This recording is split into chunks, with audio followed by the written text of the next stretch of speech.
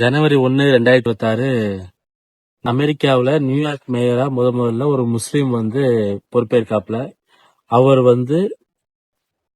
முதல்ல பொறுப்பேற்கும் போது ஒரு லெட்டர் எழுதுறாரு. யாருக்கு அப்படின்னா, இந்தியாவுல திகார் சிறையில் இருக்கக்கூடிய உமர் காலித்துக்கு எழுதுறாரு. உமர் காலித் யார் அப்படின்னா, இந்தியாவின் தேசிய பாதுகாப்பு தடை சட்டத்துல கைது செய்யப்பட்டு திகார் சிறையில் அடைக்கப்பட்டிருக்காரு. அப்படி அடைக்கப்பட்ட உமர் காலித்துக்கு நியூயார்க் மேயரா ஒரு லெட்டர் எழுதுறாரு. எந்த மாதிரி எழுதுறாரு அப்படின்னா,